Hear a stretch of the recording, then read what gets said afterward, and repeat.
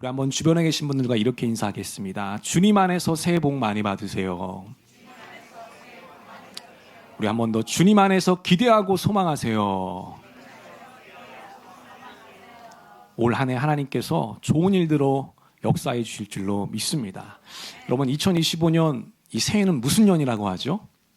을사년이라고 합니다. 여러분 그 을자가 푸르다는 뜻이고요. 이 사자가 무슨 사자일까요? 뱀사자입니다. 그래서 푸른 뱀의 해다 이렇게 말씀하고 있는데 우리 예수님께서 제자들에게 뭐라고 말씀하셨죠? 너희는 뱀처럼 지혜로워라 이렇게 말씀했거든요. 올 한 해 하나님이 주시는 지혜로 우리 충만한 우리 모든 전민의 가족들이 되시기를 주님의 이름으로 간절히 기도하고 축복하겠습니다. 자, 오늘 이 거룩한 습관으로 성숙한 열매를 맺는 한 해 이 제목 가지고 우리 함께 말씀을 나눠보겠습니다. 여러분 우리나라 중기 이 조선시대 중기를 살았던 한 문인이 있습니다. 너무나도 유명한 사람인데 자, 그 사람이 바로 이 사람입니다. 바로 이 김득신이라고 하는 사람입니다. 혹시 여러분들이 김득신을 들어보신 적이 있는지 모르겠습니다. 자, 이 김득신은요 정말 좋은 집안에서 태어났습니다. 자, 아버지가 있는데요. 아버지 이름이 굉장히 재밌습니다. 아버지 이름이 김치입니다. 아버지 이름이 뭐라고요? 김치예요. 근데 그 김치는요, 이 선조 때 부제학을 지냈던 사람이에요. 그럼 이 부제학은 그 당시 부제학은 요즘으로 보면 이 대통령 특별 자문위원이었어요. 그래서 왕에게 어떤 정치적인 고원, 이 조언을 하는 사람이었습니다. 그리고 이 젊은 학자들을 양성하는 교수였고 또 학문적인 리더의 역할을 했던 사람이죠. 아버지 김치가 그렇게 유명하고 영향력이 있는 사람이었습니다. 더 놀라운 것은요, 이 김득신의 할아버지는 더 유명합니다. 여러분 이 김득신의 할아버지가 누구냐? 자, 바로 이 사람이에요. 자, 이 사람이 누구냐면 이 진주 대첩을 이끌었던 김시민 장군입니다. 혹시 여러분 김시민 장군에 대해서 알고 계십니까? 우리가 가장 잘 알고 있는 장군이 누구죠? 이순신 장군이죠. 이순신 장군은 임진왜란 때 활약했던 장군이죠. 역시 김시민 장군도 임진왜란 때 활약했던 장군이에요. 자, 임진왜란이 터지고 이제 얼마 안 있어서 이 진주성 전투가 벌어지게 되거든요. 그때 그 왜군의 병력은 약 3만여 명이었습니다. 그리고 김시민 장군이 갖고 있던 병력은 3,800여 명에 불과했거든요. 병력으로 보면 약 8배 정도 차이가 났습니다. 자, 그런데 참 놀랍게도요. 그 불굴의 정신으로 항전해서 그 왜군들을 막았다는 거예요. 그래서 그 진주성을 이제 수성하게 됩니다. 방어하는데 성공하게 되죠. 그래서 여러분 그 전투는요. 우리나라 역사에 길이 남는 전투가 됐습니다. 그리고 1년 후에 이제 2차 전투가 벌어지게 되는데 그때는 물론 전사를 하게 됩니다. 그때는 진주성이 이제 무너지게 돼요. 하지만 이 김시민 장군이 보여줬던 기백, 그 용기는 많은 사람들에게 귀감이 됐고요. 그게 결국 왕의 귀에까지 들어가게 돼서 충무공이라고 하는 시호를 받게 됩니다. 여러분 우리는 충무공 하면 누구 먼저 떠올리죠? 이순신 장군을 떠올리죠. 근데 이 충무공은 이순신뿐만이 아니라 김시민 장군도 충무공이었다는 것을 알게 됩니다. 여러분 이처럼 김득신은 이렇게 명망 있는 가문에 태어났어요. 뭐 하나 부족한 것이 없는 남부러워할 만한 환경이었다는 것이죠. 자, 그런데 너무나 안타깝게도 이 김득신에겐 치명적인 문제가 하나 있었습니다. 어떤 문제가 있었을까요? 자, 바로 이 문제가 있었어요. 둔재 중에 둔재였다고 하는 것입니다. 그럼 머리가 얼마나 나쁜지 아무리 공부를 해도 학문에 진척이 없었다는 거예요. 자, 얼마나 둔했을까? 자, 기록에 의하면 10살이 되어서야 그때 비로소 글을 배우기 시작했다는 겁니다. 여러분 양반집 아들들은 보통 빠르면 3살에 글을 배우기 시작하고요. 아무리 늦어도 5살 때 글을 배우기 시작하거든요. 근데 김득신은 몇 살에 글을 배웠다고요? 10살 때 글 배우기를 시작했다는 거예요. 3살 때 해봐도 안 돼요. 5살 때 해봐도 안 됩니다. 그 정도로 둔했다는 것이죠. 그리고 20살이 되었을 때 그때 겨우 다른 사람들이 글을 읽고 이해할 만한 작문을 할 수 있었다는 겁니다. 그러니까 얼마나 아둔한 자였는지를 알 수 있는 대목이죠. 그럼 여러분 명문과 양반집 아들의 형편이 이러했으니 여러분 집안의 어른들의 걱정이 얼마나 태산 같았겠습니까? 여기서 중요한 것은 여러분 김득신은 포기하지 않았다는 겁니다. 뭘 하지 않았다고요? 포기하지 않았다는 거예요. 김득신이 포기하지 않을 수 있었던 가장 중요한 요인은 그의 아버지 김치 덕분이었습니다. 여러분, 김치가 옆에서 아들에게 용기를 주게 되거든요. 끊임없이 용기를 줘요. 격려합니다. 응원을 보내게 돼요. 그래서 그 아버지 힘에 덧입어서 이 김득신은 끈질기게 공부를 이어가게 됩니다. 공부를 손에 놓치지 않았어요. 우리가 왜 수불석권이란 말이 있잖아요. 손에서 책을 놓지 않는다는 말이거든요. 그렇게 끝까지 공부를 완수하게 됩니다. 자, 그리고 나서 놀라운 성과를 얻게 되는데, 여러분 어떤 성과를 얻게 됐을까요? 자, 바로 이런 성과를 얻게 됐습니다. 환갑을 코앞에 둔 59세에 과거 급제를 하게 됐다는 겁니다. 놀라운 일 아닙니까? 요즘이야 환갑 뭐 아무것도 아니죠. 여러분 조선시대 때만 해도요, 이 환갑은 다른 사람들에게 축하를 받을 정도로 잔치를 열었거든요. 그 정도로 대단한 일입니다. 근데 그 나이 때 이 김득신은 과거에 급제를 했던 것이죠. 그리고 이때부터 이제 문인으로서 활동을 이어가게 됩니다. 여러분, 이제 과거에 급제했지만, 그래서 관료가 됐지만 그렇게 직급이 높지 않았습니다. 그래서 관료로서 이름을 떨치기보다는 이제 문인으로서 명성을 쌓게 됩니다. 여러분, 이런 모습을 보면 참 인간 승리의 표본이 아닌가, 이런 생각이 듭니다. 그렇게 얘기해도 과언이 아니라는 생각이 듭니다. 김득신은 특별히 시에 재능이 많았습니다. 그래서 이제 한시를 짓게 되는데, 그 당시 한시의 전문가였던 이식이라고 하는 사람이 있어요. 그 사람이 김득신의 시를 보고 당도의 최고의 시문이다, 이렇게 극찬을 하게 돼요. 그 정도로 인정을 받게 됩니다. 그러니까 옛날에 이 둔재였던 이 김득신의 모습을 보게 되면 정말 환골탈태했다는 것을 알게 됩니다. 여러분, 여기서 우리는 한 가지 중요한 것을 생각해 보게 되죠. 그것은 어떻게 이런 일이 가능하게 됐을까? 어떻게 그 둔재였던 그 김득신이 이렇게 놀라운 열매들을 맺게 될 수 있었을까? 여러분, 이유는 단순합니다. 그것은 바로 김득신에겐 남들에게 없던 열정적인 독서 습관이 있었기 때문입니다. 뭐가 있었기 때문이라고요? 독서 습관이 있었기 때문이라는 거예요. 여러분, 김득신은 자기 자신을 잘 알고 있었어요. 자기가 아둔하다는 것을 잘 알고 있었습니다. 그래서 그것을 극복하기 위한 조금 더 발전적인 독서 습관을 세우게 됩니다.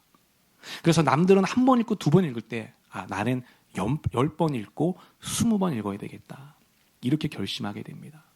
그래서 흥미롭게도 이 김득신은 책을 다 읽을 때마다 그것을 다 기록을 해놨습니다. 그 기록을 해놓은 책이 독수기라고 하는 책이 있어요. 그 독수기라는 책이 지금도 역사적인 사료로 남아 있습니다. 많은 학자들이 연구를 하고 있는데, 그 독수기에 보면은 이렇게 기록이 되어 있어요. 여러분, 일반만 읽은 책이 몇 권이다? 36권이나 된다는 거예요. 그리고 노자의 도덕경, 너무나도 유명한 책이죠. 무려 2만 번이나 읽었다고 해요. 이 도덕경을 읽으면서 머리가 튀었다고 고백합니다. 그리고 사기가 지은 사기열전이라는 책이 있는데, 그 사기열전의 한 파트 중에 하나가 뭐냐면 백이열전이에요. 근데 그 백이열전은 몇 번 읽었다고요? 11만 3천 번을 읽었다, 이렇게 얘기를 해요. 그래서 재미난 게 뭐냐면, 저 백이열전은 너무 많이 읽어서 주변의 하인들이 저 백이열전을 다 외웠다고 해요. 여러분 조선시대 때 이 선비들이 책을 읽을 때 어떻게 읽습니까? 낭독을 하잖아요. 낭독이라고 하기도 하고 음독이라고 하는데, 소리내서 책을 읽는단 말이에요. 얼마나 많이 읽었는지 주변에 있는 하인들이 그 내용을 다 외울 정도가 됐다고 합니다. 여러분, 이렇게 김득신은 여러 가지 책을 읽으면서 이제 머리를 튀게 됐고요. 그리고 이 독서를 통해서 성장하고 또 열매를 맺을 수가 있게 됐던 것이죠. 가장 중요한 이유가 뭐라고요? 그에게 치열한 독서 습관이 있었기 때문이라는 것입니다. 여러분, 김득신은 이 습관을 정말 중요하게 생각했습니다. 그래서 그의 묘비명에 이렇게 적어놨어요. 자, 제명강이라고 하는 말이 있습니다. 그의 묘비에 있는 말이에요. 묘비에 참 많은 글들이 있는데, 마지막 말입니다. 여러분, 여기 보면 명강이라고 하는 말이 있죠. 요즘 쓰는 말은 아니죠. 이 명강의 뜻이 뭐냐면 힘써서 반복하다는 뜻이거든요. 그리고 그게 뭘 얘기하는 겁니까? 습관을 얘기하는 겁니다. 그래서 모든 것은 힘쓰는 것에 달려있다, 이렇게 얘기를 하게 되는데, 즉 습관에 달려있다는 것을 얘기하게 해주게 됩니다. 따라서 여러분, 이 김득신의 인생을 보게 되면 우리 인생에서 이 습관의 힘이 얼마나 강력한지를 다시 한번 보게 된다는 거예요. 김득신은 둔재 중에 둔재였지만 열매를 맺게 됩니다. 성과를 얻게 됩니다. 그 비결이 뭐였다는 겁니까? 습관이 있었다는 겁니다. 남들에게 없었던 구별된 습관이 있었으니 그 습관이 김신득을 그렇게 변화시켜 주었다는 것이죠. 여러분, 이것은 오늘 우리도 마찬가지라고 하는 것입니다. 우리도 성숙한 열매를 맺기 위해서는 우리에게도 구별된 습관이 있어야 한다는 거예요. 특별히 저는 여러분 모두에게 거룩한 습관이 있게 되시기를 우리 주님의 이름으로 간절히 축원하겠습니다. 여러분, 우리 신앙생활에 있어서도 그런 거룩한 습관이 있을 때 믿음의 큰 열매를 맺게 된다고 하는 것입니다. 김득신이 그렇게 변화됐던 것처럼, 성장했던 것처럼 우리 안에 거룩한 루틴이 있게 될 때, 거룩한 습관이 있게 될 때 우리의 신앙생활에 있어서도 실제적인 변화가 나타나게 된다는 것입니다. 그런 성장이 있게 된다는 것이에요. 저는 우리 모든 전면의 가족들이 그런 변화를 누리시게 되기를 주님의 이름으로 간절히 축원하겠습니다. 그래서 저는 올 한 해 표를 이렇게 정했어요. 자, 이게 올 한 해 표입니다. 다 같이 한번 읽어볼게요. 시작. 맺는 한 해. 예, 오늘 설교 제목이기도 하죠. 거룩한 습관으로 성숙한 열매를 맺는 한 해입니다. 그래서 올 한 해 우리는 거룩한 루틴을 좀 만들었으면 좋겠고 그 루틴을 통해서 많은 풍성한 열매들을 맺어갔으면 좋겠습니다. 자, 그러면 이 거룩한 습관과 관련해서 오늘 몇 가지 중요한 포인트들을 한번 살펴볼 텐데 우리 함께 말씀을 나눌 때에 우리 각자에게 주시는 우리 주님의 음성과 깨달음이 있게 되시기를 우리 주님의 이름으로 간절히 축원하겠습니다. 자, 우리 첫 번째 한번 보겠습니다. 우리 첫 번째는 이것이죠. 자, 첫째로 우리의 우선순위가 거룩한 습관을 결정한다는 것입니다. 한번 따라해 보겠습니다. 우리의 우선순위가 거룩한 습관을 결정합니다. 그렇습니다. 우리의 삶의 우선순위가 이 거룩한 습관을 결정한다는 것입니다. 여러분, 이 우선순위와 이 습관은 우리가 얼핏 보면 이게 상관없는 것처럼 보입니다.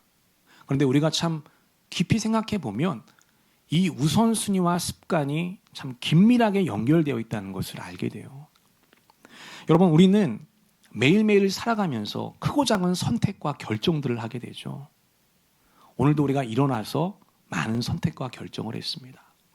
그래서 여러분, 그 선택과 결정을 하게 되는데 그 이면에 뭐가 작동하느냐? 우선순위가 작동한다는 거예요.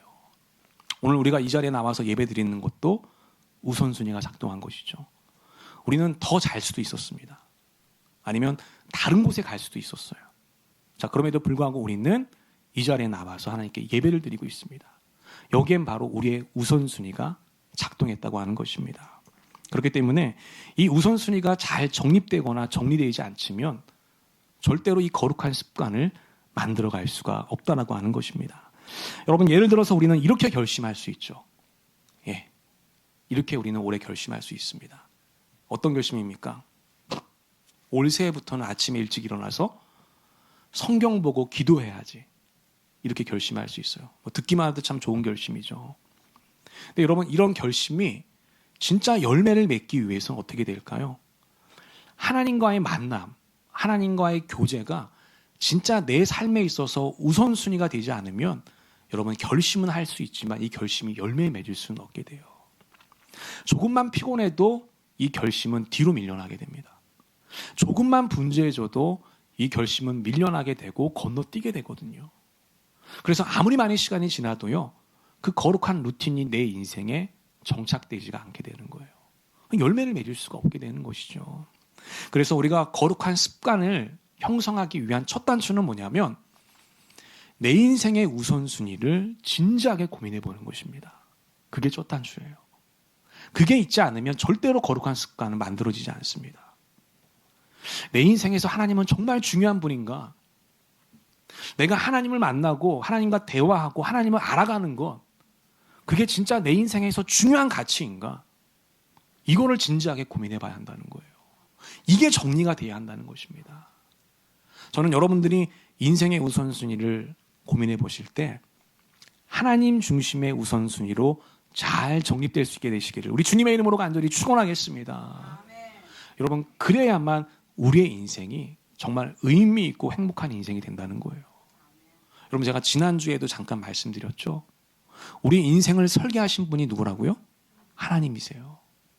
하나님은 우리의 인생 처음부터 마지막까지 다 설계하셨습니다. 모든 걸 다 만드셨어요. 그래서 그분의 뜻대로 흘러가고 있는 거예요, 지금. 내가 무엇인가를 결정하고 막 내 어떤 의지로 인생이 만들어가는 것 같지만 여러분, 큰 틀 안에서 보면 하나님의 주권과 섭리가 작용하고 있는 것이거든요. 우리가 인식하지 못할 뿐이에요. 모든 것은 하나님이 만드신 대로 설계하신 대로 흘러갑니다. 그렇기 때문에 그 안에서 우리가 의미 있는 인생, 행복한 인생을 살기 위해서는 그분이 설계하신 대로, 그분이 순서를 정하신 대로 우리 인생이 조립되어 갈 때 그때 진짜 아름다운 완성품이 만들어진다고 하는 거예요. 그래서 제가 말씀드렸잖아요. 우리 인생에서 가장 먼저 조립해야 될 게 뭐다라는 거예요. 하나님을 가장 먼저 조립해야 한다는 거예요.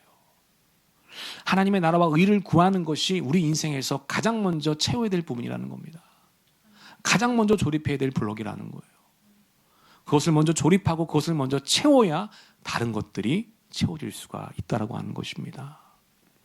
저는 우리 전면의 모든 가족들이 그렇게 될 수 있게 되시기를 우리 주님의 이름으로 간절히 축원하겠습니다. 이 순서를 기억하는 게 너무나도 중요하다는 거예요. 순서. 그럼 제가 문제 한번 내보겠습니다. 순서와 관련된 문제인데, 자, 바로 이 문제죠. 저기 항아리가 하나 있습니다. 그리고 3가지 재료가 있어요. 하나는 모래이고, 하나는 자갈이고, 하나는 큰 돌입니다. 저 3개를 저 항아리에, 저 병 안에 다 담아야 됩니다. 여러분, 어떤 순서로 담아야 다 담을 수 있을까요? 자, 우리가 가장 작은 모래부터 한번 담아보겠습니다. 자, 모래부터 담게 되면 이렇게 돼요.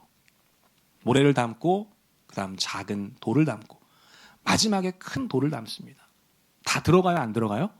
들어갈 수가 없게 돼요. 자, 이번엔 가장 큰 돌부터 한번 넣어볼게요. 자, 그럼 이렇게 되죠? 큰 돌을 놓게 되면 뭐가 생기냐? 공간이 생깁니다. 빈틈이 생겨요. 그 빈틈 안에 뭐가 들어가는 겁니까? 작은 돌멩이가 들어가게 돼요. 역시 그 작은 돌도 돌이기 때문에 모든 틈을 다 메울 수가 없겠죠. 여전히 빈 공간이 존재합니다. 그 모든 공간을 마지막에 뭐가 채운다는 거죠? 모래가 채운다는 거예요. 그래서 저 순서로 놓을 때만 저 항아리에 모든 재료들을 다 놓을 수가 있다는 거예요. 좀 놀랍지 않습니까? 똑같은 병이에요. 똑같은 재료입니다. 근데 뭐만 다를 뿐입니까? 순서만 다를 뿐이에요. 순서를 달리하니까 결과가 달라지다라는 거예요. 얼마나 순서가 중요한지 모릅니다. 우리 인생도 마찬가지라는 거예요. 우리 인생도요, 무엇을 먼저 채울지 그 순서가 너무나도 중요하다는 거예요. 여러분, 뭘 먼저 채워야 될까요? 하나님으로 먼저 채워야 한다는 거예요. 하나님으로 먼저 우리의 인생을 채우면 나머지 것들도 다 채워지게 된다는 거예요. 여러분, 이것은 예수님의 가르침과도 일맥상통하죠. 우리 예수님 뭐라고 말씀하셨냐면, 너희는 먼저 그의 나라와 의를 구하라. 그리하면 그 모든 것 너희에게 더해 주실 것이다. 이렇게 말씀했거든요. 하나님을 가장 먼저 채우라는 겁니다. 우리 예수님 또 뭐라고 말씀하셨냐면, 가장 첫째 되는 계명이 무엇이냐? 그럼 뭐라고 말씀했습니까? 마음과 뜻과 힘을 다해서 주 너의 하나님을 사랑하라고 말씀했거든요. 여러분, 유대인들에게 있어서, 이스라엘 백성들에게 있어서 첫째 되는 계명이 뭐냐면 삶의 1원칙이에요. 가장 먼저 조립해야 될 블록입니다. 예수님 뭐라고 말씀하셨냐면 하나님을 사랑하는 것이라고 말씀해 주셨어요. 하나님을 사랑하는 것이 우리 인생에 가장 먼저 채워질 때, 그때 다른 것들도 다 딸려와서 채워지게 된다는 거예요. 이러니 우리 인생에서 얼마나 순서가 중요한지를 잘 알게 됩니다.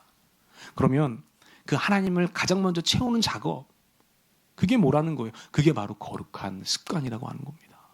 그래서 그 거룩한 루틴이 너무나도 중요하다고 하는 것이죠. 저는 우리 전면의 모든 가족들이요, 거룩한 루틴을 통해서 매일매일 우리 하나님으로 채워나가시게 되기를 우리 주님의 이름으로 간절히 축원하겠습니다. 그 하나님으로 우리 안에 채워질 때 다른 모든 것들도 하나님께서 축복해 주실 것입니다. 응답해 주실 것입니다. 채워주실 줄로 믿습니다. 여러분, 올 한 해 한번 고민해 보십시오. 나는 어떤 거룩한 습관을 가져야 하는가? 어떤 거룩한 루틴을 가지고 살아가야 되는가? 고민해 보십시오. 여러분들의 삶의 우선순위를 다시 한번 점검해 보십시오. 그때 여러분들의 삶은 더 의미 있고 행복한 인생이 될 줄로 믿습니다. 그런 은혜를 누리는 우리 귀한 2025년도가 되시기를 주님의 이름으로 간절히 축복하겠습니다. 두 번째 한번 보겠습니다. 두 번째는 이것이죠. 둘째로 거룩한 습관은 우리를 시험과 유혹에서 보호해준다는 것입니다. 한번 따라해 보겠습니다. 거룩한 습관은 시험과 유혹에서 보호해줍니다. 그렇습니다. 우리 안에 거룩한 습관이 안착될 때 그게 우리를 시험과 유혹에서 보호해주는 역할을 한다는 거예요. 여러분 신앙생활 하다 보면 늘 존재하는 게 있죠. 그게 시험과 유혹이에요. 그 누구도 회피할 수가 없어요. 예수님도 당하셨는데 우리가 어떻게 피할 수가 있겠습니까? 심지어 우리가 인식하기도 전에도 영적인 공격은 우리 안에 생겨나게 돼요. 영적 전쟁이 막 벌어지게 되는 것이죠. 여러분 그 중요한 그 순간에 우리가 순간적인 의지를 발휘해서 이길 수 있을까요? 물론 몇 번은 그렇게 묘면할 수 있습니다. 근데 여러분 여전히 한계가 있다는 거예요. 왜냐하면 우리 인간은 죄인이기 때문이죠. 우리 안에 죄성이 있다는 겁니다. 그래서 영적 전쟁이 벌어지게 될 때 악한 영들의 공격이 막 찾아오게 될 때 시험과 유혹이 있게 될 때 어떤 그 순간적인 막 의지를 내서 모면하기는 역시 한계가 있다는 거예요. 여러분 그러면 우리 안에 거룩한 습관들이 형성되게 되면 어떻게 될까요? 거룩한 습관이 잘 길러지게 되면 어떻게 될까요? 더 유연하게 대처할 수 있다는 거예요. 더 넉넉하게 이길 수 있다는 겁니다. 그 거룩한 습관이 영적인 무기가 된다고 하는 거예요. 영적인 근육이 된다는 겁니다. 그래서 더 적극적으로 반응할 수가 있게 된다는 거예요. 자, 우리 에베소서 6장 13절 다 같이 한번 읽어보겠습니다. 시작. 그러므로 하나님의 전신갑주를 취하라. 이는 악한 날에 너희가 능히 대적하고 모든 일을 행한 후에 서기 위함이라. 아멘. 여기 보니까 뭐를 취하라고 말씀합니까? 하나님의 전신갑주를 취하라고 얘기해요. 이 전신갑주가 뭡니까? 뭐 우리가 흔히 알고 있는 그것이죠. 진리의 허리띠고요. 의의 흉배이고요. 믿음의 방패이고요. 또 성령의 검, 말씀의 검이죠. 이러한 것들을 취하라고 명령하고 있어요. 여러분 생각해 보십시오. 진리의 허리띠, 의의 흉배, 뭐 말씀의 검, 믿음의 방패, 이거 어떻게 취할 수 있는 걸까요? 방법은 하나밖에 없습니다. 우리의 영적인 훈련을 통해서만 취해질 수 있는 거예요. 뭐를 통해서만? 영적인 훈련이요. 즉 거룩한 루틴, 거룩한 습관을 통해서만 우리가 취해질 수 있는 것이에요. 여러분 여기서 중요한 것은 이 훈련은 그 누구도 대신해 줄 수 없다는 거예요. 아무리 영성이 뛰어난 사람이 있다 하더라도요. 그 사람이 나를 대신해서 훈련받고 나를 대신해서 그 전신갑주를 입혀줄 수 없다는 거예요. 내가 입을 전신갑주는 누가 훈련해야 된다는 겁니까? 내가 훈련해서 내가 입어야 한다는 것입니다. 이게 중요한 거예요. 그래서 여러분 각자 한 사람 한 사람들이요. 이 거룩한 루틴을 갖는 것이 너무나도 중요하다는 겁니다. 거룩한 습관을 갖고 사는 것이 너무나 중요하다는 거예요. 여러분들만의 훈련이 필요하고 여러분들만의 전신갑주가 필요하고 여러분들이 갖고 있는 그 전신갑주를 통해서 악한 영들과 싸워 승리해야 한다는 것입니다. 저는 여러분들에게 그러한 일들이 일어나게 되시기를 우리 주님의 이름으로 간절히 축원하겠습니다. 여러분 예수님도 거룩한 습관이 있었기 때문에 마귀의 유혹에서 승리할 수 있었죠. 40일 금식기도 했지만 그 배고픔을 이기고 모든 유혹과 싸워 승리할 수 있었습니다. 또 요셉도 마찬가지죠. 보디발 아내가 그렇게 날마다 유혹을 했다고 나와요. 성경에 보면. 근데 그 성적인 유혹을 물리칠 수 있었던 것은 이 요셉이 하나님과 동행하는 삶을 살았기 때문이죠. 그의 삶 가운데 거룩한 루틴이 있었기 때문입니다. 그래서 그 유혹에 흔들리지 않았어요. 넘어가지 않았던 것이죠. 저는 그렇기 때문에 우리 모든 전면의 가족들이요. 각자의 거룩한 습관으로 영적인 훈련을 잘 받았으면 좋겠습니다. 우리의 그 습관이 잘 자리 잡게 되면 우리는 지속적으로 깨어있을 수 있게 되시고요. 마귀의 유혹과 시험에서도 이길 수가 있게 되는 것입니다. 올 한 해 그런 거룩한 루틴으로 여러분 단단한 전신갑주를 입게 되어서 늘 악한 영들과의 싸움에서 승리하는 우리 모든 전면의 가족들이 되시기를 우리 주님의 이름으로 간절히 축원하겠습니다. 그래서 올 한 해 성숙한 열매, 거룩한 열매, 좋은 열매를 맺어가는 여러분 모두가 되시기를 우리 주님의 이름으로 간절히 기도하고 축복하겠습니다. 아멘. 우리 기도하겠습니다. 하나님 아버지.